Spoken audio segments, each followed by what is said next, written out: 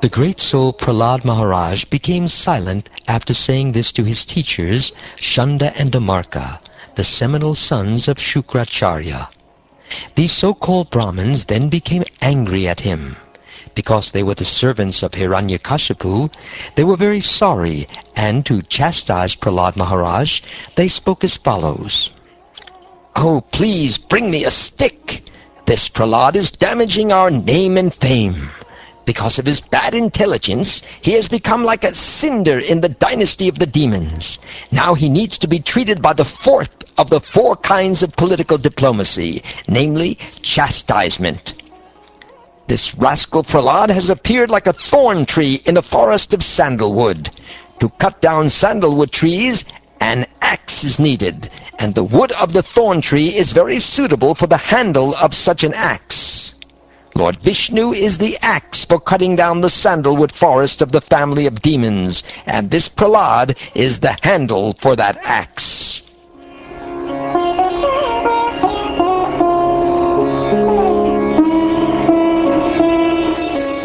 Shanda and Damarka, the teachers of Prahlad Maharaj, chastised and threatened their disciple in various ways, and began teaching him about the paths of religion, economic development, and sense gratification.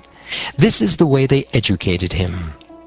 After some time, the teachers, Shanda and Damarka, thought that Prahlad Maharaj was sufficiently educated in the diplomatic affairs of pacifying public leaders, appeasing them by giving them lucrative posts, dividing and ruling over them, and punishing them in cases of disobedience.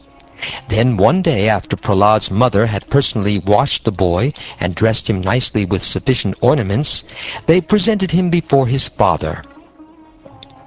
When Hiranyakashipu saw that his child had fallen at his feet and was offering obeisances, as an affectionate father, he immediately began showering blessings upon the child and embraced him with both arms. A father naturally feels happy to embrace his son, and Hiranyakashipu became very happy in this way. My dear King Yudhishthir, Hiranyakashipu seated Prahlad Maharaj on his lap and began smelling his head. With affectionate tears gliding down from his eyes, and moistening the child's smiling face, he spoke to his son as follows. "My dear Prahlad, my dear son, O long-lived one, for so much time you have heard many things from your teachers. Now please repeat to me whatever you think is the best of that knowledge."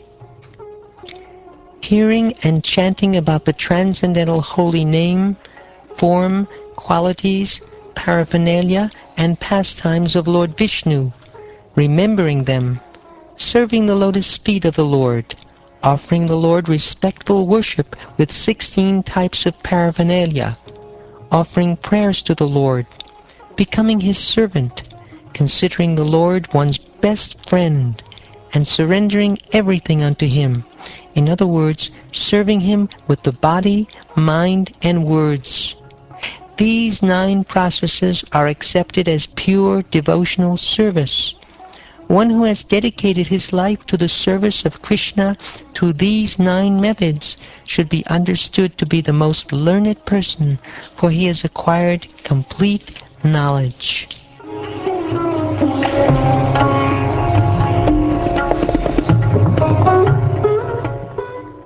After hearing these words of devotional service from the mouth of his son Prahlad, Hiranyakashipu was extremely angry. His lips trembling, he spoke as follows to Shanda, the son of his guru, Shukracharya. "O unqualified, most heinous son of a Brahmin! You have disobeyed my order and taken shelter of the party of my enemies. You have taught this poor boy about devotional service. What is this nonsense? In due course of time, various types of diseases are manifest in those who are sinful.